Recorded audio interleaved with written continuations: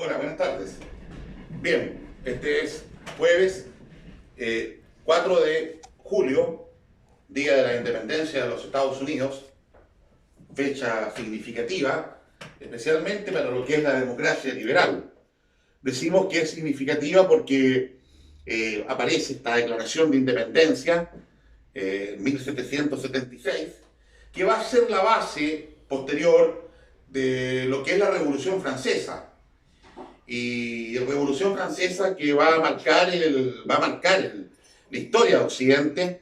De hecho, ya podríamos nosotros claramente decir antes o después de la Revolución Francesa, que es donde nace la democracia liberal. Esta revolución que aparece desde los escritos de Rousseau como una revolución que viene a buscar un mundo nuevo, una revolución, es decir, esta evolución que hemos tenido la vamos a borrar y la hacemos de nuevo, reevolucionamos. Es la idea de Rousseau de buscar en el fondo el hombre nuevo, el buen salvaje de Rousseau. Este buen salvaje que no esté contaminado por las instituciones, que no esté contaminado por la tradición cristiana occidental, que no esté contaminado por las leyes, las normas. Este buen salvaje que vive en armonía, en estado natural. No olvidemos que Rousseau en ese sentido sigue a John Locke y no a Thomas Hobbes, que dice que el hombre, Hobbes, está permanentemente en estado de conflicto, que el hombre en estado natural vive en estado de conflicto. Sin embargo, John Locke nos dice que no, que está este concepto que el hombre naturalmente tiende a vivir en paz y armonía. Y de allí lo toma Rousseau.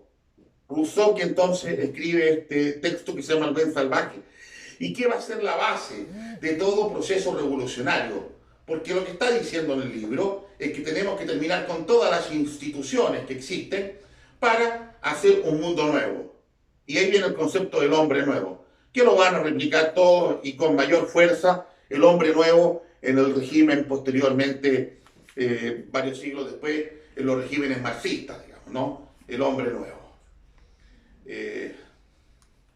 No resiste análisis el tema desde ese punto de vista. Así que el 4 de julio hago esta reseña antes de comenzar a tocar el tema para que nos quede bastante claro que la historia tiene una hilación desde todos los puntos de vista, especialmente cuando existen estos antecedentes a largo, a mediano y a corto plazo, concatenados unos con otros en el análisis que nos muestra Fernand Braudel,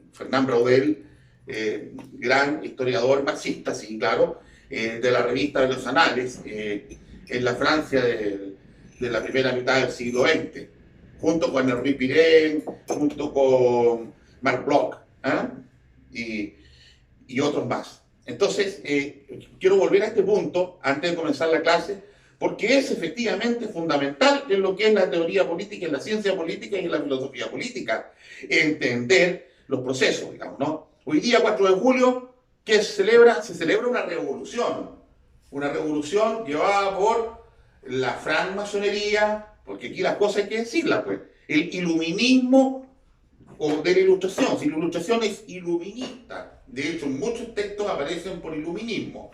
No sé a qué palabra usted encuentra parecida a la palabra iluminismo, ¿no es cierto? Es cosa que su mente huele. Y son, claro, son los círculos concéntricos, las logias masónicas las que van a levantar, no solamente el rito escocés, sino el francés también, van a levantar esta revolución norteamericana.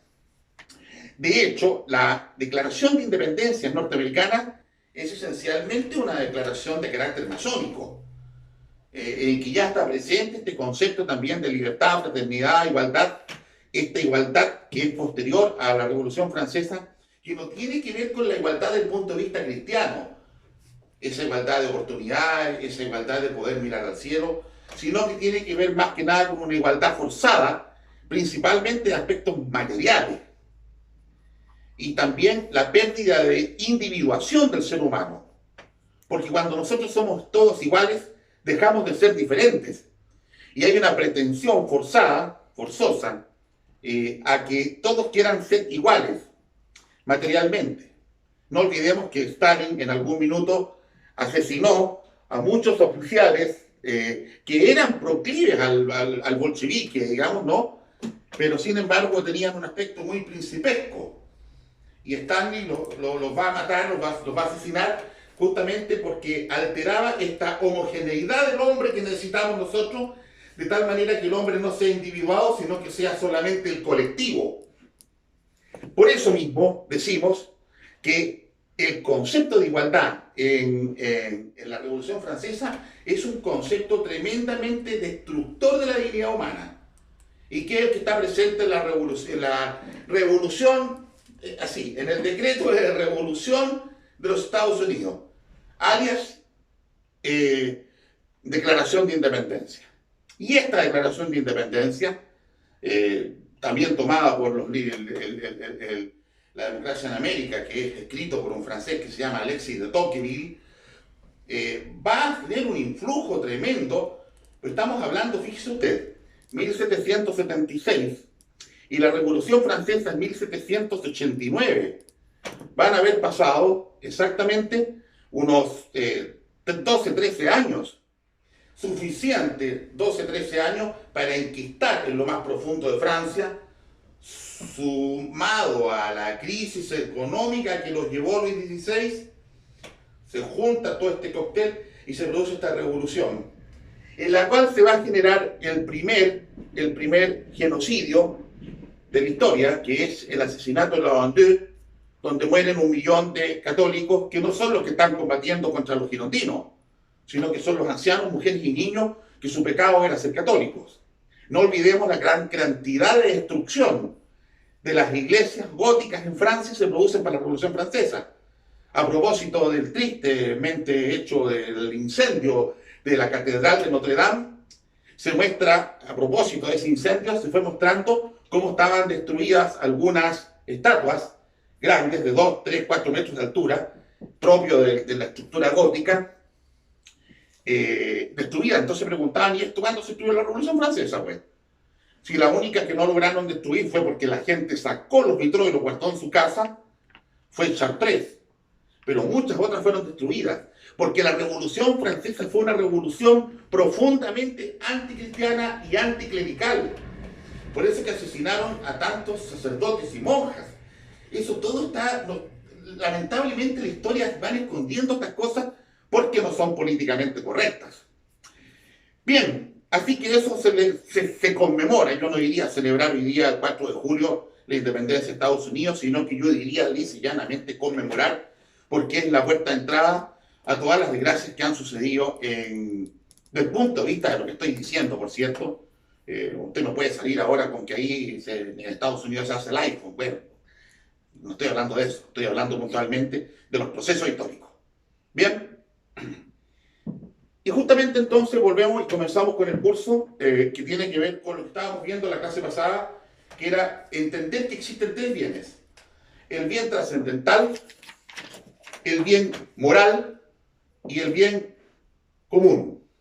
El bien trascendental o bien metafísico es una cosa absolutamente distinta y separada de lo que es el bien moral, y ese sí tiene cierta relación con el bien común.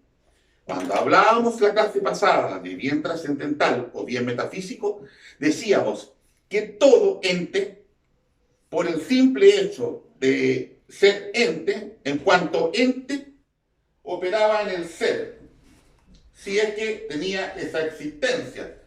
Si no tiene existencia, se queda en su categoría de ente. Tiene esencia, pero no existencia. Usted se pregunta, ¿qué está diciendo el profesor? Le explico. Usted, que está viendo esta cámara, tiene esencia porque es un ente, pero usted tiene un acto de ser, por lo tanto tiene existencia. Está siendo, ¿qué cosa? Lo que tiene que ser. ¿Según qué? Según su naturaleza. ¿Ok? Según su naturaleza, esta es persona humana, y es persona humana porque subyace en naturaleza racional. Como subyace en naturaleza racional, usted tiene su acto de ser persona. Y como persona, usted conoce.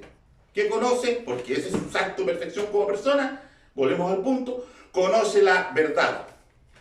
¿Qué es lo que era la verdad? La perfecta adecuación entre la realidad y el pensamiento.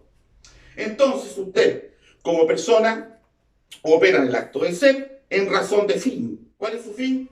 Conocer la verdad, porque esa es su naturaleza. ¿Estamos? Por tanto, toda persona es buena, porque todo ser humano opera en el ser en razón de fin, que es conocer la verdad. Pero resulta que fíjate que tenemos a Stalin, que mató a 22 millones de personas.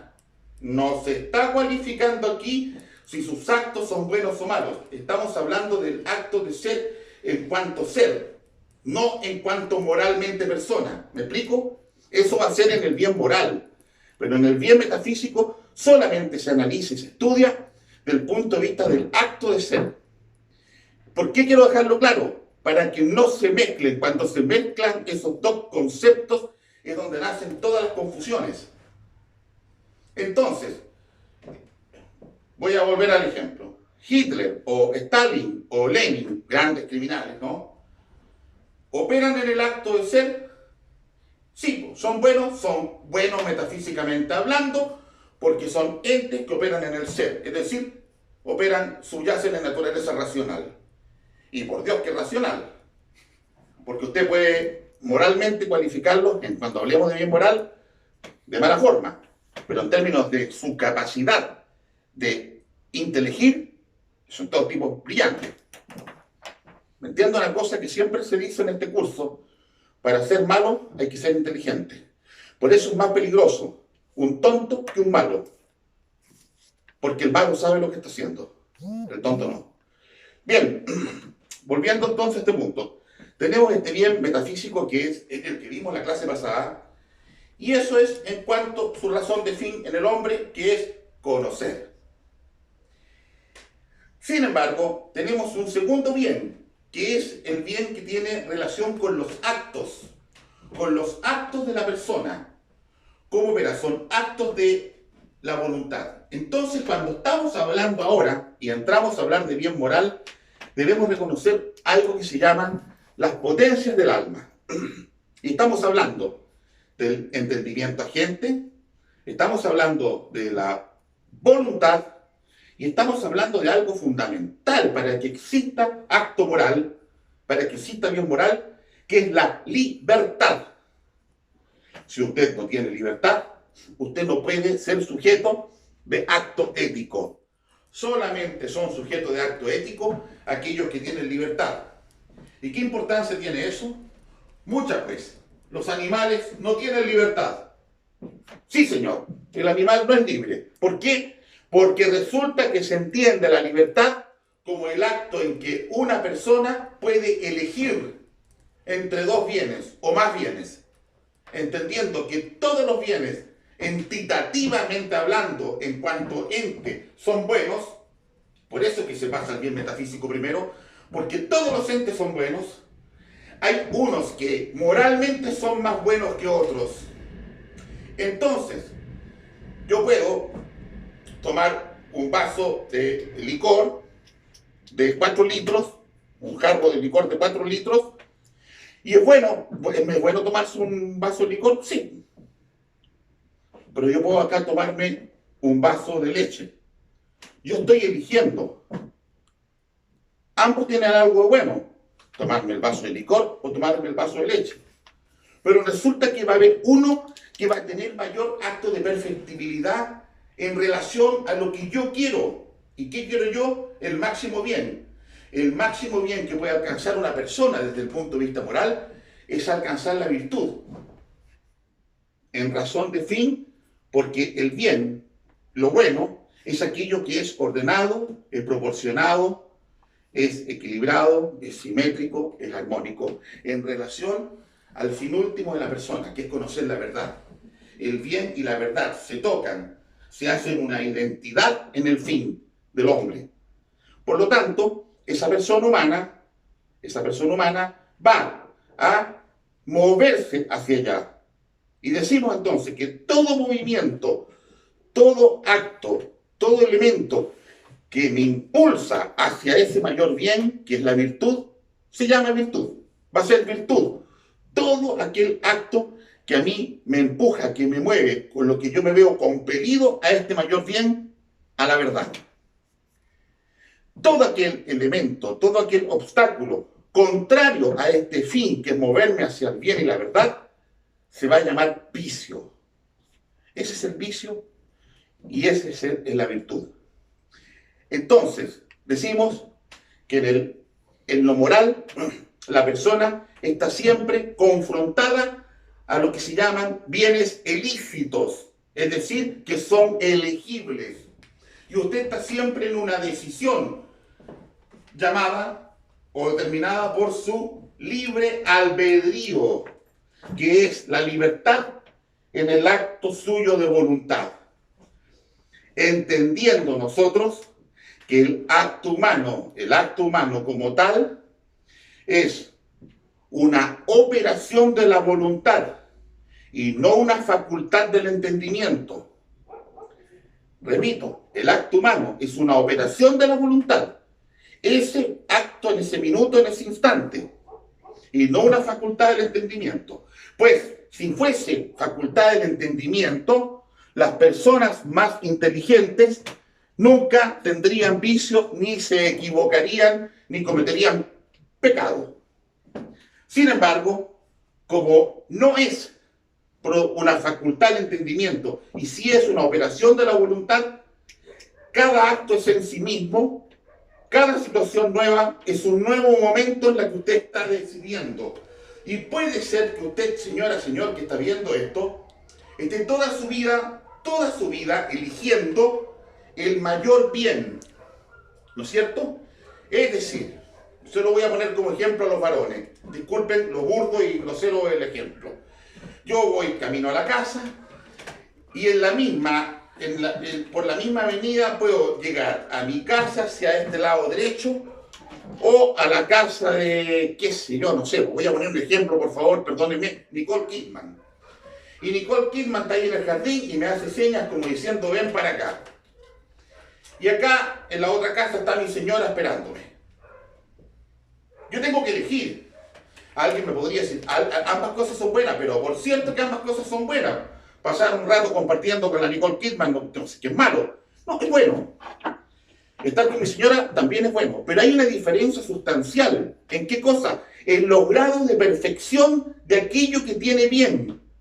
Ambas cosas son buenas. Sin embargo, esto es un poquito bueno y esto acá es mucho bueno. Por la significancia que tiene en qué? En razón de fin mío para alcanzar la virtud. En cambio acá va a ir en contra de mi virtud y este acto, a pesar que tiene algo bueno para mí, en razón de mi fin va a ser un vicio. ¿Me explico? Bien, dicho eso, tenemos que entender que no existe el mal. En el bien moral hablamos de mal. Pero en el fondo, cuando hablamos de mal, estamos hablando de una imperfección del bien. Estamos hablando de una imperfección del bien. Es decir, de un bien que es menos perfecto. O, si usted quiere, de una carencia de bien. Es decir, el jugador fulano de tal, que juega en Pichilemu y hace muy buenos goles, es inferior y muy inferior, pero es bueno el jugador. Vamos a decir, Pedro Pérez juega por Pichilemu Fútbol Club y es muy bueno, es excelente jugador. Pero acá tenemos a Messi o, qué sé yo, Cristiano Ronaldo. Ambos son buenos, pero hay un grado de bondad entre uno y otro. Hay un grado de bondad entre uno y otro. ¿Cuál es? El que uno es más perfecto que el otro. Uno tiene un acto de perfectibilidad o de perfección mayor que el otro. El grado de bien. ¿Qué nos dice eso entonces, mis queridos alumnos? Eso nos está diciendo que todos los actos y todo al final es bueno. Pero usted me dice, no, pero fíjate que este señor se llevó la caja fuerte para la casa. O se robó el banco. Tiene algo de bueno. Tiene plata para gastar ahí, qué sé yo. Y tiene mucho de malo. Entonces, ¿qué decimos? Que los grados de bien o el grado de perfectibilidad es una carencia de bien que tiene la persona o la cosa en cuestión. Por lo tanto, alguien me podría preguntar, entonces, profesor, ¿no existe el mal? No, pues. No existe el mal en cuanto ser. el mal no tiene ser. Usted, a ver, se lo voy a plantear así. Usted no me puede a mí dar una charla del mal, sin mencionar el bien. Del mismo modo como usted no me puede dar una charla sobre la oscuridad sin tener que mencionar la luz. Porque la oscuridad no existe, no tiene ser. Lo que existe en ese caso es la ausencia de luz. La oscuridad es simplemente la falta de ser. ¿Y qué es el ser? La luz. El mal es la falta de bien. ¿Qué es lo que es el ser? El bien. Lo otro es carencia de bien. Eso es lo que nosotros le llamamos malo. Si lo pudiésemos llevar a un ejemplo que se aproxima de alguna manera como analogía, podría ser el cero Celsius, grado 0 Celsius. Usted me dice, ¿y cuántos grados tienes tú? Mira, aquí hay 17 grados en la casa. Ah, mira. Y en la casa al lado, mira, en la casa al lado hay 14 grados bajo cero. Oye, pero está muy frío. No, está menos caluroso. Aquí hay un calor de 17 grados y allá hay un calor de 14 grados bajo cero. Porque ¿de dónde partimos? Desde donde comienza el primer momento de calor, que es del 0 Kelvin, 273 grados Celsius o 0 Kelvin, en la cual comienza realmente allí el calor. Es decir, con 272 grados Celsius o 1 grado Kelvin, que ninguna materia lo podría soportar, ni menos que eso. O sea, estamos hablando de situación ideal. Creo que todavía es una situación ideal alcanzar el 0 Kelvin. No sé si me explico. Estamos hablando en relación al Celsius. Es decir, aquello que para cualquier persona sería frío, 40 grados bajo cero, no es frío, sino que es menos calor. ¿Ok?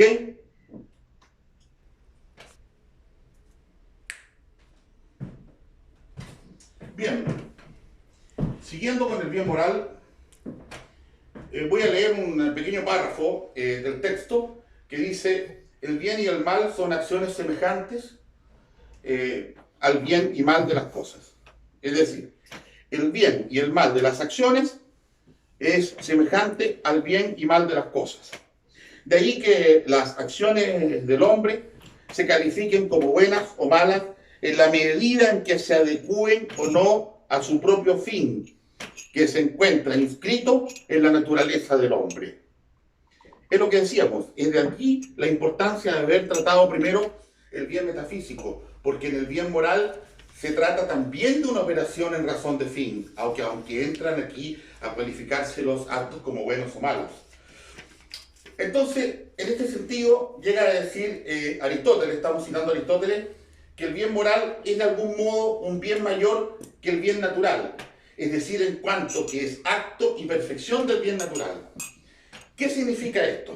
Que si nosotros estábamos diciendo que el acto de ser, el ente, hombre, persona humana, en acto de ser, es decir, moviéndose desde la razón, racionalmente hablando, es bueno. No estamos hablando si es bueno moralmente, estamos hablando, volvimos al bien trascendental de nuevo. Es bueno porque fíjate que opera en el acto de ser según su naturaleza racional. Sin embargo, ese señor que está ahí, que opera en el acto de ser de manera racional, se fue al banco y robó la caja fuerte del banco. Es un acto del punto de vista trascendental o del bien metafísico, bueno, porque está operando en el acto de ser en cuanto ¿qué? En cuanto hombre racional. No estamos en el bien moral, volvimos al anterior de nuevo. Entonces es bueno, metafísicamente hablando bueno, trascendentalmente hablando bueno. ¿Por qué está haciendo lo que tiene que ser? Está siendo racional. Bien, sin embargo, es doblemente bueno si además este hombre, en vez de ir a robar el banco, se va a atender unas abuelitas en un asilo de ancianos. Porque ahí entonces hay un acto moral que es bueno y que se suma al acto natural que era operar en razón de ser. Por lo tanto decimos, y aquí citamos nuevamente, que el bien moral es de algún modo un bien mayor que el bien natural, es decir, en cuanto es acto de perfección del bien natural, es doblemente bueno. Aunque en el orden de la realidad, el bien ontológico prima sobre los demás, porque es el acto de ser.